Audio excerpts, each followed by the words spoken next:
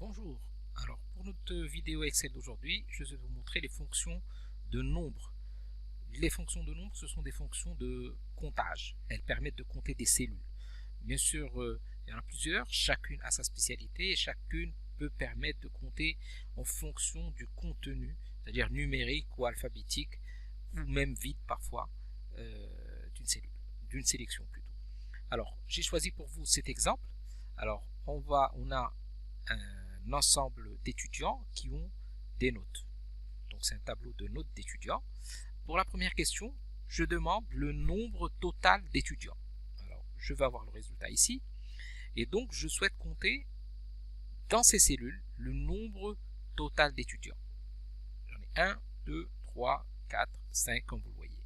Alors la fonction, elle doit permettre de compter les cellules que j'ai ici. Le problème, c'est que j'ai des cellules qui sont numériques et des cellules qui sont alphabétiques.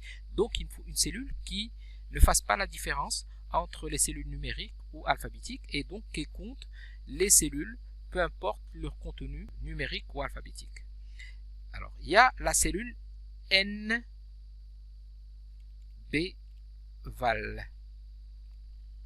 Alors cette fonction, comme vous le voyez ici, elle permet de compter les cellules de tout type de contenu, sauf celles qui sont vides. Alors, donc on va recommencer, égal NB val, j'ouvre la parenthèse, je sélectionne la plage de cellules, je ferme la parenthèse, et c'est aussi simple que ça. Vous voyez, je reçois 5. Donc cette fonction NB val compte pour une sélection les cellules qui sont tout simplement pleines. Alors qu'elles soient pleines qu'elles contiennent un contenu numérique ou alphabétique, ça marche. Sauf qu'elles ne comptent pas les cellules qui sont vides. Alors démonstration, supposons maintenant j'ai vidé cette cellule. Vous voyez, ça change. 4. Voilà, le résultat change pour 4. Pourquoi? Parce que pour la même sélection, j'ai une cellule vide et donc elle ne les compte pas. Alors je reviens à l'état où j'étais. Et là, pour la deuxième question, on me demande le nombre d'étudiants ayant une note. Alors, dans ma sélection, j'en ai 1, 2, 3 qui ont une note. Les autres, comme vous voyez, ils sont absents. Donc, il me faut une fonction qui permette de compter pour une sélection que les cellules contenant un contenu numérique. Et si vous voyez ici, j'ai une fonction dédiée à cela, c'est la fonction NP qui permet de compter les cellules numériques. Bien sûr, il y a une restriction, c'est qu'elle ne compte pas les cellules vides. Sur vide, c'est pas numérique. Alors, on va essayer, égal NB, j'ouvre la parenthèse, je sélectionne et je ferme la parenthèse. C'est aussi simple que ça. Voilà, ça marche. J'ai dû me tromper, égal NB, j'ouvre la parenthèse, je sélectionne, je ferme la parenthèse et je valide. Ça me sort 3, vous voyez? Voilà, parce que j'ai 3 cellules numériques et donc 3 cellules qui ont une note. Alors, pour la dernière question, je veux le nombre d'étudiants dont la note est inférieure à 10. Combien j'en ai ici? J'en ai une seule. Voilà, c'est le premier qui a eu 8. Il est inférieur à 10.